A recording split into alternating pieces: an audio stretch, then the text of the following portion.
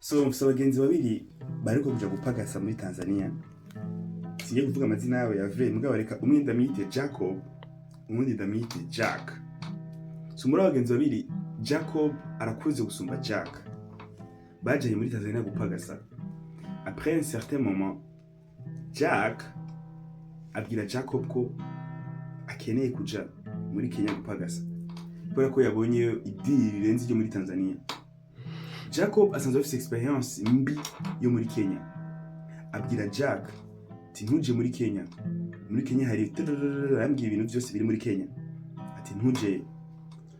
Jack kubera ukuntu ati Jacob aramushimira ati merci kuri conseil zawe. Ngo après une semaine araja muri Kenya kurindira ubuzima. Jacob amenye ko Jack yagiye muri Kenya, Jean atakurikije conseil ziwe, yaramushapfuriye.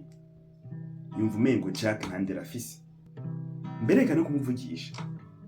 Icyo Jacob yakoze, yataye kuvuga Jack amwararaza mu bantu. Mbere mu bantu yaje kumwararaza ko yaje kumuvuga iwanje.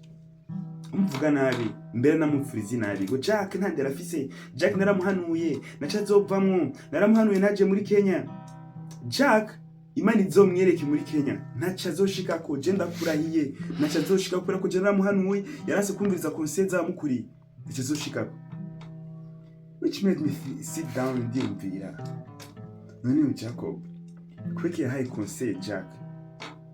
Kuko twese tuzi ko conseil ari amajambo ubwira umuntu kugira umwereke inzira yo. Conseil uziha umuntu mu gihe ubona ko umengare mu bibazo kugira umufashe aje mu nzira yo. Conseil uziha umuntu kugira ashike ku bintu vyiza, Jean aba ari benefice ziwe, ni intérêt ziwe. Iyo umuntu adakurikije conseil zawe, umuntu ahomba ninde? Niwe ahomba, si wowe uhomba, n'est-ce pas? Alors, umuntu adakurikije conseil zawe, wowe ukacushavura, ukacunamwanka. Babisigura ko wazimuhaye kubera umukunda. Babisigura ko wazimuhaye kubera intérêt ziwe. Kuko nyamba warazimuhaye kubera intérêt ziwe. Kwe kushavura kubona ataronse izo intérêt. Kwe kushavura kubona ari Jack ahomvye. Wowe ukunda ubuzima bwiwe gusumba we. Oya. Ni kubera ko Jacob yari afise intérêt kubwira Jack zijya conseil. Intérêt yari yahehe. Yari uko Jack akora ivyo Jacob ashaka. C'est exactement ibiba mu bantu benshi. Hari abantu benshi baguha conseil bagukunda, bakwipfuriza neza. Tuko hari abantu baguha conseil ba manipulateur, bashaka kuja mu nzira zabo. Urumva Jacob yashaka ko Jack aja mu nzira ziwe. Rero kuba Jack yaraciye mu nzira itari ya Jacob, byarabaze Jacob.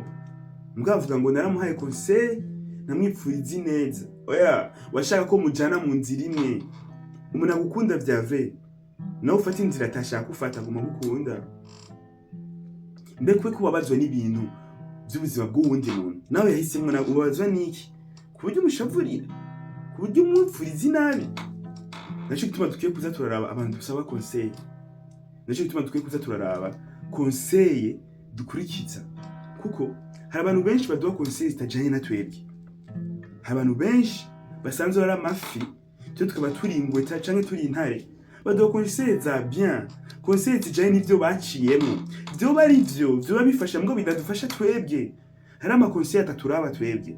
Hari ama conseil meza jewe noba ntanga, wewe atakuraba. Hari ibintu noba mvuga ngaha bitakuraba wewe biraba abandi. Conseil zose ziza abantu bose. Conseil kenshi nasanze ari z'abantu bamwe bamwe. N'ahandi ho dusanga batoye conseil z'ibikoko biba mu mazi, wowe usanzwe utaba mu mazi. Nawe kuraba abantu baguha conseil. Et surtout, turatora conseil ku bantu bakuzi. Surtout abantu bakuzi. Ubwo umuntu atazi kuringwe azoha conseil z'ibiguruka. Umuntu atazi kuguruka azoguha conseil zo mu mazi. Be careful n'ama conseil turatora. N'ahandi ho dusanga barabaye lost. Peace out.